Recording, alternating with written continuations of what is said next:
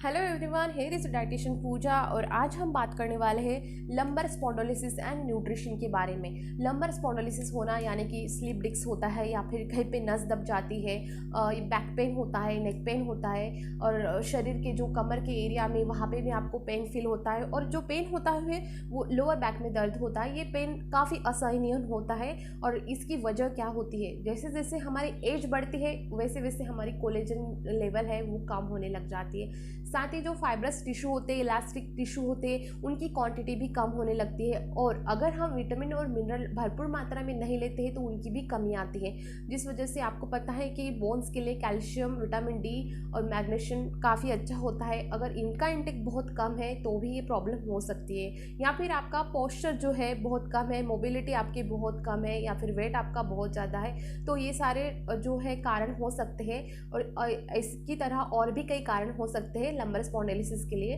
तो हम देखेंगे कि हम इसे डाइट से कैसे मैनेज कर सकते हैं, कौन से बेस्ट फूड होते हैं जो लंबर स्पॉन्डिलोसिस के लिए काम आते हैं। वैसे देखा जाए तो इसके लिए कोई स्पेशल डाइट नहीं होती, लेकिन हाँ, न्यूट्रिशन काफ़ी इंपॉर्टेंट होता है। हमें ऐसे विटामिन और मिनरल चूज़ करने होते हैं इस टाइम, और फैट का लेवल हमें थोड़ा कम रखना पड़ता है। प्रोटीन जो है वो ईजी टू डाइजेस्ट लेना चाहिए रहता है, क्यों लेना चाहिए वो भी मैं आपको बताऊंगी। और हमारा फाइबर इंटेक बढ़ाना है आपको, और एंटी इन्फ्लामेटरी जो फूड्स होते हैं उनकी लेवल हमको बढ़ाना है, एंटीऑक्सीडेंट हमें लेना है। विटामिन सी जो है हीलिंग प्रोसेस के लिए, कोलेजन फॉर्मेशन के लिए बहुत अच्छा होता है, तो हमें ये डाइट में इंक्लूड करना होता है। तो सबसे पहली जो टिप्स होती है लंबर स्पॉन्डिलोसिस के लिए वो है आपका वेट का मैनेज होना। वेट अगर कम रहता है तो बहुत अच्छा है, वेट से कम होने से आपका दर्द भी थोड़ा कम होगा। वेट जितना कम हो कर सकते हैं, लेकिन लंबर स्पॉन्डिलोसिस है तो आपकी एक्टिविटी पे थोड़ा आपको ध्यान देना है, एक्सरसाइज आपको थोड़ी कम करनी है। वॉकिंग इज़ बेस्ट है, बाकी जो वेट लिफ्टिंग है, बाकी हैवी एक्सरसाइज है, वो करने से पहले आप अपने डॉक्टर से ज़रूर परामर्श कीजिए। तो फूड में मैंने आपको बताया कि आपको इजी टू डाइजेस्ट प्रोटीन लेना है। तो क्योंकि आप नॉन वेजिटेरियन भले ही high biological value good quality का प्रोटीन होता है, लेकिन वो डाइजेस्ट करने में आपको टाइम बहुत लगता है और इसमें सल्फर कंटेंट बहुत ज़्यादा होता है, जो कि हमारे शरीर में घुसते ब्लड की एसिडिटी बढ़ाता है, जिस वजह से हमारी जो प्रॉब्लम है और बढ़ सकती है। इसीलिए हमें प्रोटीन थोड़ा लिमिट लेके, हमें जो इजी टू डाइजेस्ट प्रोटीन होता है, जो पनीर में है, टोफू में है, सनफ्लावर सीड्स है, चिया सीड्स है, इनमें जो प्रोटीन होता है ये प्रोटीन आप मीन्स प्लांट बेस्ड प्रोटीन आप ले सकते हैं। बीन्स है, लेगुम्स है, वो आप ऐड कर सकते हैं। जो इंपॉर्टेंट मिनरल्स और विटामिन होते हैं लंबर स्पॉन्डिलोसिस में, वो है आपके इजी टू डाइजेस्ट प्रोटीन है, विटामिन डी है, calcium, iron, magnesium, vitamin B12 और विटामिन सी। विटामिन ई भी बहुत महत्वपूर्ण भूमिका निभाता है। तो कोशिश करें कि इन सारे जो विटामिन मिनरल्स से भरपूर आपका खाना होना चाहिए, बैलेंस होना चाहिए, इससे आपका फैट लेवल थोड़ा कम होना चाहिए, प्रोटीन आपका इजी टू डाइजेस्ट होना चाहिए। और विटामिन डी आपको कैसे मिलेगा वो भी मैं आपको देती हूँ। विटामिन डी जो है जनरली हम एग येलो जो है, जिनका कोलेस्ट्रॉल हाई होता है, उन्होंने ही अवॉइड करना है, नहीं तो ये पैक ऑफ न्यूट्रिशन होता है। एग येलो जो होता है इसमें विटामिन डी होता है, मैग्नीशियम, कैल्शियम, मतलब आपको विटामिन ए बहुत ज़्यादा मात्रा में इसको आपका न्यूट्रिशन मिल सकता है। बस इसका यही रीज़न है कि इसकी कोलेस्ट्रॉल इसमें बहुत ज़्यादा मात्रा में होता है, तो जिनका कोलेस्ट्रॉल अगर हाई है तो उन्होंने ही इसको अवॉइड करना है। Otherwise egg yellow is the best for lumbar spondylosis या फिर बैक नेक पेन, बोन्स से रिलेटेड कुछ भी प्रॉब्लम होते हैं उनके लिए ये येलो खाना बहुत ज़रूरी होता है। अब बात करेंगे फ़िश की, तो फ़िश की 2 सर्विंग अगर लेते हैं आपको हफ्ते में तो इट्स गुड एक्चुअली, क्योंकि इसमें ओमेगा 3 फैटी एसिड्स होते हैं जो आपके बोन्स के लिए, ओवरऑल हेल्थ के लिए अच्छा होता है। एक्चुअली लंबर स्पॉन्डिलोसिस यानी कि बैक पेन, नेक पेन, जो बोन से रिलेटेड पेन होता है, इनके मैनेज करने के लिए आपको ओवरऑल न्यूट्रिशन पे ध्यान देना बहुत ज़रूरी है। ओवरऑल जो माइक्रोन्यूट्रिएंट्स होते हैं छोटी क्वांटिटी में जो लेते हैं हम, लेकिन ये बहुत महत्वपूर्ण भूमिका निभाते हैं। अब विटामिन डी जो है एग येलो में भी मिलता है आपको, दही दूध में भी मिलता है, और ये सबसे बेस्ट सोर्स जो होता है वो है आपका सन। अगर आप सुबह में आप 30 मिनट की या फिर 1 घंटे की अगर धूप सेकते हैं तो अच्छी बात है, लेकिन क्या होता है विंटर में बहुत लेट धूप आती है और आप अगर वर्किंग है तो इसके लिए आप सप्लीमेंट्स ले सकते हैं। अदरवाइज आप अगर समर है तो आप ज़रूर धूप सेक सकते हैं, क्योंकि बहुत जल्दी धूप आती है।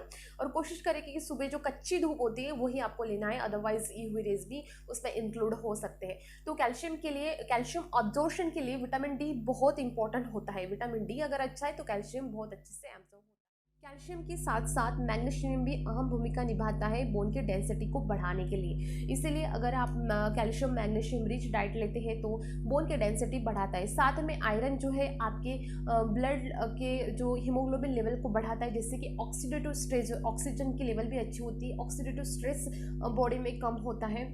और विटामिन B12 भी जो नर्व होते हैं, जो नसों का दबना है, मतलब ओवरऑल जो नर्वस सिस्टम का जो पेन होता है, नर्वस सिस्टम की से रिलेटेड जो प्रॉब्लम होती है उसको कम करने के लिए विटामिन B12 जो है बहुत अहम भूमिका निभाता है। विटामिन C की अगर हम बात करते हैं तो ये हमारे जो भी पेन होता है या फिर कुछ भी इंजरी होती है तो उसको जो हीलिंग प्रोसेस है उसको फास्ट कर देता है। इसके साथ ही ये कोलेजन फॉर्मेशन के लिए बहुत इंपॉर्टेंट होता है विटामिन C, तो इसीलिए विटामिन C इंक्लूड कीजिए। फाइबर जो है आपके इंटेस्टाइन को अच्छा रखने के लिए बहुत ज़रूरी है। अब अगर बात करते हैं इसमें इंटेस्टाइन का मजबूत रहना क्यों ज़रूरी है, क्योंकि अगर आप इन्फ्लामेशन कॉज करने वाले एजेंट अगर आप लेते हैं तो आपके इंटेस्टाइन में भी स्वेलिंग आपको देखने को मिलेगी। लेकिन अगर आप फाइबर का इंटेक अच्छा करते हो, एंटी इन्फ्लामेटरी फूड्स अगर खाते हो, जिंजर है, गार्लिक है, इस तरह फ्लैक्स है, ये अगर आप लेते हैं तो इन्फ्लामेशन कम होता है। और आते अगर आपकी अच्छी है तो इम्यूनिटी अच्छी रहेगी। इम्यूनिटी अगर अच्छी है तो बाकी जो आपके बैक पेन है, नेक पेन है, ये भी आपको कम सताएगा। लेकिन इसके साथ आपको अपने बैठने का तरीका, सोने का तरीका भी ध्यान रखना बहुत ज़रूरी है। बैठे हैं तो ऐसे बैठना बहुत ज़रूरी है। पोस्चर जो है आपका बॉडी का अपराइट होना चाहिए। और इसके साथ में आपको विटामिन B, जो B कॉम्प्लेक्स विटामिन है वो भी लेना चाहिए। विटामिन A, E जो है गुड फैट्स होते हैं, गुड फैटी सोर्स जो होता है वो भी है, ओवरऑल हेल्थ के लिए बहुत अच्छा होता है। शुगर और मैदे और नमक में जो इन्फ्लामेशन कॉज करने के एजेंट होते हैं वो बहुत ट्रिगर करते हैं, जो दर्द जो होता है वो उसको बढ़ावा देने के काम करते हैं। इसके साथ ही जो ग्लूटेन है, ग्लूटेन रिच फूड है, जैसे हम गेहूँ, आमतौर पर हमारा जो स्टैपल फूड होता है रोटी ही होती है हमारे खाने में, हमें काफ़ी मुश्किल हो जाएगा अगर हम गेहूँ की रोटी की जगह दूसरी रोटी अगर लेते हैं। बट इज़ ट्रू, क्योंकि आप जितना अगर ग्लूटेन लोगे उतना आपका जो सिम्टम्स है, आपका पेन है वो ट्रिगर होता रहेगा, इन्फ्लामेशन कॉज करता रहेगा। इसीलिए इसके लंबा स्पॉन्डिलोसिस के लिए आपको ग्लूटेन फ्री डाइट लेना ज़रूरी है। और ये ओवरऑल हेल्थ के लिए आपको जो भी न्यूट्रिशन विटामिन मैंने आपको बताए हैं वो भी बहुत ज़रूरी है। विटामिन D के लिए आप सन बाथ भी ले सकते हैं, या फिर आप तिल के तेल से अपने शरीर के हाथों अफेक्टेड एरिया के लिए मैं आपको मसाज करने के लिए नहीं बोलूँगी, क्योंकि उससे क्या होता है पेन और भी बढ़ सकता है। इसीलिए कोशिश करें कि आप अपने हाथों पैरों को सिर्फ मसाज कर सकते हैं, जहाँ पे आपको पेन नहीं होगा तो उसमें आप तिल के तेल से मालिश कर सकते हैं। खाने में आप तिल के लड्डू या फिर चौलाई के लड्डू आप ले सकते हैं। अमरांत, राजगिरा के लड्डू काफ़ी हेल्दी होते हैं, और राजगिरा में आपको कैल्शियम भी अच्छा मिलेगा, और जीरा में भी आपको कैल्शियम मिलता है। आप इस चिया सीड जो है गुड प्रोटीन्स इसमें है, फाइबर अच्छा होता है। और जो फ्लैक्स सीड्स है इसमें भी आपको ओमेगा 3 फैटी एसिड के साथ साथ सोलुबल और इनसोलुबल टाइप के दोनों टाइप के फाइबर आपको मिलते हैं, जो कि बहुत ज़रूरी होता है इस टाइम। और कैबेज में फाइबर भी अच्छा है और विटामिन C भी अच्छा है। कैबेज, कॉलीफ्लावर बेस्ट फूड होते हैं। जो बीटर फूड्स होते हैं जैसे करेला है, जैसे कि आपका शलगम के पत्ते, शहजल के पत्ते भी होते हैं, शहजल के जो फली आते हैं, ड्रम स्टिक, वो भी बहुत ज़रूरी होता है इस टाइम। इसमें आता है सोया प्रोडक्ट। अगर आपकी मतलब जनरली जो सोयाबीन है वो सोया प्रोडक्ट जो है वो मेल में इनफर्टिलिटी कॉज करता है, लेकिन अगर जैसे जैसे उनकी एज हो गई है तो इनफर्टिलिटी का कोई रोल अगर इशू नहीं होता है, तो उन्होंने अगर सोया के प्रोटीन अगर खाते हैं तो बहुत ज़रूरी होता है। जैसे सोया टोफू आता है मार्केट में, सोयाबीन का आटा आप यूज़ कर सकते हैं रेगुलर रोटी के इंस्टेड ऑफ सोया आटा यूज़ कर सकते हैं, या फिर रागी आटा आप यूज़ कर सकते हैं। बाजरा, जवार की आप रोटी बना सकते हैं। कोशिश करें कि जो गेहूं की रोटी है वो कम से कम आप कंज्यूम करें, और जो रागी है, रागी तो कैल्शियम का बेस्ट सोर्स होता है, तो आप रागी रोटी आप स्विच कर सकते हैं, रागी डोसा आप बना सकते हैं, रागी कांजी आप बना सकते हैं। जैसे जैसे उम्र बढ़ती है वैसे वैसे कैल्शियम जो है वो एब्जॉर्ब होने में भी प्रॉब्लम होती है, दिक्कत होती है। लेडीज़ का जैसे मेनोपॉज होता है उस टाइम भी उनको कैल्शियम की बहुत ज़रूरी होती है, इसलिए ध्यान रखें कि उस टाइम आपको कैल्शियम की, अगर आप रागी की अगर रोटी खाते हैं, रागी का डोसा अगर खाते हैं तो आपको कैल्शियम अच्छा मिलता है। या आपने देखा होगा कि हमारे जो लेडीज़ होते हैं, पहले एंसेंट हमारे जो पूर्वज होते थे वो अब पान में चूना लगा के खाते थे, तो उसमें क्या होता था, चूना जो है उसमें भी कैल्शियम अच्छा होता था, तो उससे उनका कैल्शियम का जो इंटेक होता है वो अच्छा खासा वो रहता था। वो पान में अगर चूना खाते थे तो बहुत ही ज़्यादा अगर कैल्शियम की कमतरता है तो आप पान के अगर शौकीन है तो पान में आप चूना लगा के खा सकते हैं, लेकिन इट्स नॉट गुड एक्चुअली। तो आप इसके लिए आप जो कैल्शियम रिच मखाना अच्छा होता है, रागी अच्छी होती है, तो मखाना खाने में भी वैसे भी टेस्टी है। या फिर मखाना का आप खीर भी बना सकते हैं, कम शुगर डाल के आप इसका खीर बना सकते हैं। या फिर स्टीविया प्लांट का जूस आप एक्स्ट्रा इसमें डाल सकते हैं और वो खीर आप खा सकते हैं। तिल के तेल से रात में मसाज करना बहुत इंपॉर्टेंट होता है। सोया प्रोटीन से लिगामेंट जो है उनकी इंप्रूवमेंट होती है, और कैल्शियम मैग्नीशियम एब्जॉर्प्शन पावर बढ़ाती है, बोन डेंसिटी भी बढ़ाती है। हमें प्रोसीड और पैकेट चीज़ें जो है, कॉफ़ी का इंटेक हमें कम रखना है, हो सके तो ग्रीन टी और ओलोंग टी होती है, ये काफ़ी हेल्दी होती है, और इसमें एंटीऑक्सीडेंट रिच होने की वजह से ये हीलिंग प्रोसेस बहुत फास्ट करता है। बनाना जो है वो पैकेट ऑफ न्यूट्रिशन होता है, इसमें मैग्नीशियम काफ़ी मात्रा में होता है, पोटाशियम इसमें होता है, तो फाइबर भी थोड़ी मात्रा में होता है। तो कोशिश करें कि रोज़ सुबह आप कोई ना कोई फ्रूट खाना चाहिए। स्पेशली मैं तो रिकमेंडेड करूँगी बनाना और ऑरेंजेस, कभी बनाना खाना चाहिए और कभी ऑरेंजेस। और लेमन वाटर अगर हम लेते हैं खाने के पहले, यार खाने के सुबह के खाली पेट भी आप अगर लेमन वाटर लेते हैं तो इससे एसिडिटी होगी। कोशिश करिए कुछ ना कुछ खाने के बाद लेमन वाटर लो, तो ये ज़्यादा बेटर रहेगा। जो नट एंड सीड्स जो है, इसमें गुड फैटी एसिड्स भी होते हैं, और एंटीऑक्सीडेंट एक्टिविटी भी इसमें पोटेंसी भी ज़्यादा होती है। तो वॉलनट और आलमंड ये दोनों बेस्ट होते हैं। हरी पत्तेदार सब्जियों में विटामिन और मिनरल्स काफ़ी होता है, तो कोशिश करें हरी पत्तेदार सब्जियां ज़्यादा से ज़्यादा इंटेक करना चाहिए। अगर आपका यूरिक एसिड लेवल बहुत हाई है तो मैं आपको रिकमेंडेड करूंगी कि आप पालक का सेवन थोड़ा कम रखें। लेकिन यूरिक एसिड अगर नॉर्मल है तो आपने पालक का इंटेक अच्छे से करना है। लेकिन क्या है कि पालक में जो ऑक्सैलिक एसिड होता है वो कैल्शियम को एब्जॉर्प्शन करने के लिए बहुत रोकथाम करता है, अच्छा नहीं होता है। तो इसीलिए अगर आपका कैल्शियम लेवल बहुत ही डाउन है तो ही आप स्पिनच को अवॉइड कर सकते हो। Otherwise spinach is very very good and nutritious. So हरी पत्तेदार सब्जी में आपकी मेथी है, चौलाई भाजी है, लाल भाजी, जो भी पत्तियाँ की सब्जियाँ आती है, मोरिंगा लीव्स है, उसकी सब्जी बना के आप खा सकते हैं। और ये बहुत ही ज़रूरी होता है इस टाइम। जितना आप रोटी कम और सब्जी का इंटेक अगर ज़्यादा रखोगे उतना ही आपका ये बैक पेन है, वो बाकी जो समस्या है वो कम हो, मतलब इसका सिम्टम जो है कम होता जाएगा। करेले की सब्जी है, पनीर की सब्जी है, ये बहुत महत्वपूर्ण होते हैं। कैबेज का आप सैलेड बना सकते हैं, पत्ता गोभी का, कॉलीफ्लावर का, या फिर रॉ जो सब्जियां हैं वो इस टाइम आप थोड़ा अवॉइड कीजिए। लेकिन अगर ये कोरोना का काल नहीं होता तो आपका रॉ सब्जियां इंटेक करना, स्टीम सब्जियां इंटेक करना जैसे कैबेज और कॉलीफ्लावर को, ये बहुत ज़रूरी होता है इस टाइम। स्टार्च जो है, वो स्टार्च में जो गट बैक्टीरिया होते हैं वो ट्रिगर करते हैं इस पेन को, तो इसीलिए स्टार्ची जो फूड्स है वो थोड़ा कम लिमिट में रखें। जैसे कि साबूदाना है या फिर आपका आलू है, इसमें स्टार्च कंटेंट बहुत ज़्यादा होता है। रोटी में भी स्टार्च बहुत ज़्यादा होता है, तो रोटी थोड़ा, और वाइट राइस जो है इसमें भी स्टार्च काफ़ी मात्रा में होता है। रेगुलर वाइट राइस की जगह अगर आप ब्राउन राइस अगर लेते हैं तो ये मैग्नीशियम से रिच होता है, फाइबर से रिच होता है, तो इससे आपको ये भी न्यूट्रिशन मिलेगा, और साथ ही जो चावल खाने की जो फीलिंग है वो भी आपकी पूरी हो सकती है। तो आप वाइट राइस की जगह आप ब्राउन राइस ले सकते हैं। अब मैं आपको एक डाइट प्लान बताती हूँ कि आपको सुबह से शाम तक क्या खाना है। अगर लंबर स्पॉन्डिलोसिस है, आपको बैक पेन है या नस दब गई है, तो उसके लिए मैं सबसे पहले मैं सजेस्ट करूँगी कि जैसे आप सुबह उठते हैं वैसे ही आप खाली पेट में 2-3 लहसुन की कलियाँ ऐसे ही चबाइए। इससे तो आपका जो कैंसर का खतरा है वो भी कम होगा, उसके साथ ही आपकी बॉडी में जो इन्फ्लामेशन हो रहा है उसको भी कम होने में काफ़ी हद तक राहत मिलेगा।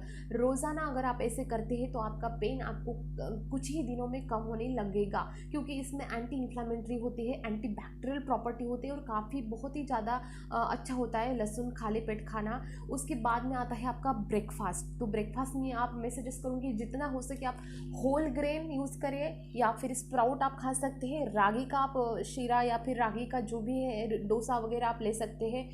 कोशिश करें कि आपका ब्रेकफास्ट जो हो वो कैल्शियम रिच होना चाहिए, मतलब उसमें बहुत ज़्यादा न्यूट्रिशन होना चाहिए। जैसे कि सब्जी के आप स्टफ़ पराठा बना के आप खा सकते हैं, कैबेज का पराठा आप बना के खा सकते हैं। तो और हाँ, एक बात इंपॉर्टेंट है कि रोज़ाना एक अंडा आपको पूरा एग येलो के साथ खाना है। अगर आपका कोलेस्ट्रॉल लेवल अगर हाई नहीं है, तो आपके हार्ट की प्रॉब्लम नहीं है, तो ही रोज़ाना आपको एक पूरा अंडा आपको लेना है। उसके साथ ही पोहा है, रागी डोसा है, ओट्स है, मूंग स्प्राउट्स है, दलिया उपमा है, पनीर पराठा है, स्क्रैम्बल्ड एग आमलेट है।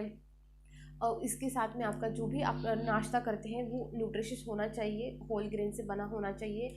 मैं सजेस्ट करूँगी कि आप जितना हो सके ना, जो भी बिस्किट है, ब्रेड है, उसको कम करें। भले ही वो होल ग्रेन से बना हो, लेकिन फिर भी वो प्रोसीड होता है। इसीलिए अगर उसकी जगह, ब्रेड की जगह रोटी खाते हैं, ये बेस्ट चॉइस होती है।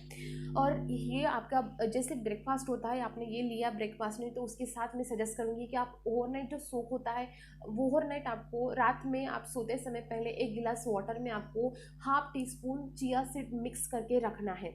और सुबह में जैसे नाश्ते के पहले आप ले सकते हैं या फिर नाश्ते के बाद में आप ले सकते हैं। सोक आलमंड भी आप ले सकते हैं। जैसे खाली पेट में अपने गार्लिक ले लिया, तो उसके बाद में आपका डेली रूटीन स्टार्ट हो जाएगा। जो होने के बाद आप आलमंड ले सकते हैं, सोक आलमंड ले सकते हैं, और थोड़ा बहुत हल्का पानी पीने के बाद अपना ब्रेकफास्ट कर लीजिए और थोड़ी बहुत हल्की वॉकिंग कर लीजिए।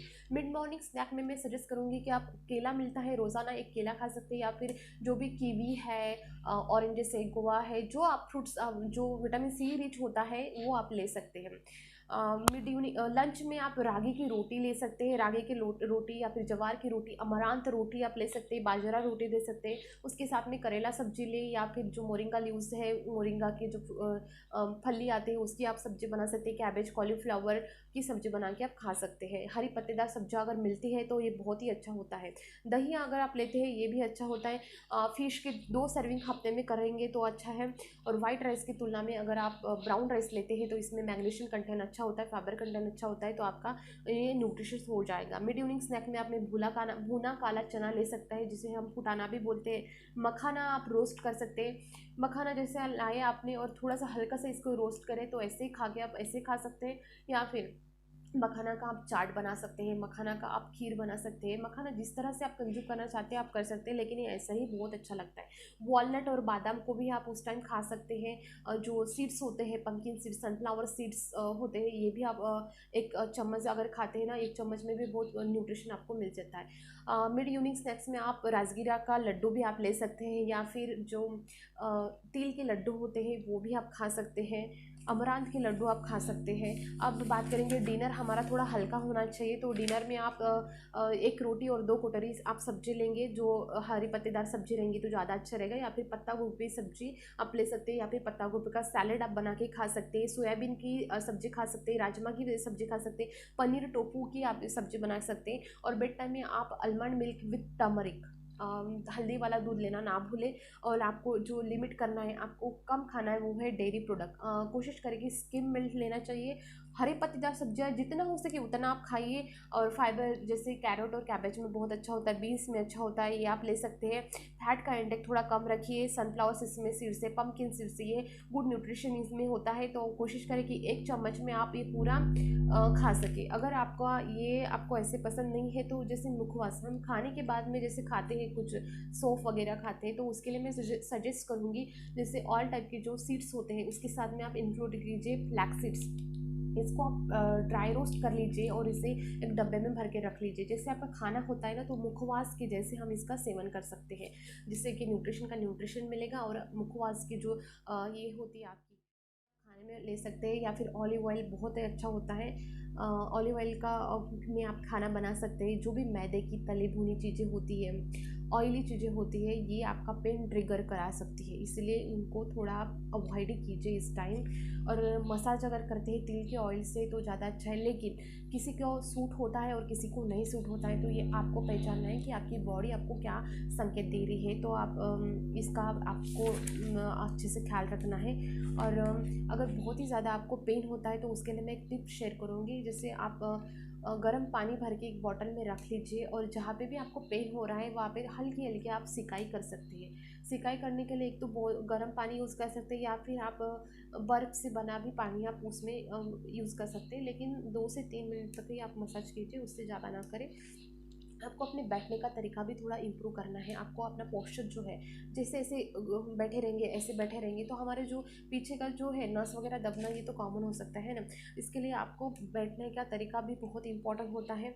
Vitamin D, calcium, magnesium, vitamin B12, iron, vitamin C और कोलेजन, इसकी सप्लीमेंट्स अगर आपका ये डाइट मैंने आपको बताया ये आप फॉलो करते हैं, तो आपको इसकी सप्लीमेंट्स लेने की ज़रूरत नहीं है। लेकिन अगर आपका मतलब खाने के जो अगर हैबिट आपकी इतनी अच्छी नहीं कर पा रहे हैं, आप तक इम्प्रूवमेंट नहीं करा पा रहे हैं तो ज़रूर सप्लीमेंट ले सकते हैं आप। और 10 से 12 ग्लास पानी तो रोज़ाना आपको लेना चाहिए। पानी भी बहुत महत्वपूर्ण होता है, तो रोज़ाना 1 लीटर या फिर 10 से 12 ग्लास का पानी का सेवन आपको करना चाहिए। अब मैं एक बहुत ही इम्पॉर्टेंट हर्ब जो है, मेडिसिनल हर्ब है, उसको हरी ताकी बोलते हैं। तो हरी ताकी का जो सेवन है करने से बहुत घुटने का दर्द है, बैक पेन का दर्द है या फिर स्पॉन्डिलोसिस का भी दर्द है, ये बहुत कम होता है क्योंकि इसमें antioxidant, vitamin C, anti inflammatory property बहुत होती है। तो हरी ताकी का जो है एक्सट्रैक्ट या फिर पाउडर या फिर सप्लीमेंट्स भी मिलती है, तो पर ये डॉक्टर के परामर्श या डाइटिशियन के परामर्श से ज़रूर आप ले सकते हैं। तो हरी ताकी का पाउडर जो है आप हल्के गुनगुने पानी में ऐड करके आप लेंगे तो आपका काफ़ी हद तक ये पेन जो है कम हो सकता है। लंबर स्पॉन्डिलोसिस का, बैक पेन का, स्लिप डिस्क का, इसमें आपको बहुत आराम मिल सकता है। तो ये था मेरा छोटा सा वीडियो था न्यूट्रिशन और लंबर स्पॉन्डिलोसिस के बारे में। अगर इसके अलावा आपकी कोई और भी प्रॉब्लम्स है, क्वेश्चन है डाइट रिलेटेड लंबर स्पॉन्डिलोसिस में, तो आप मुझे कमेंट जरूर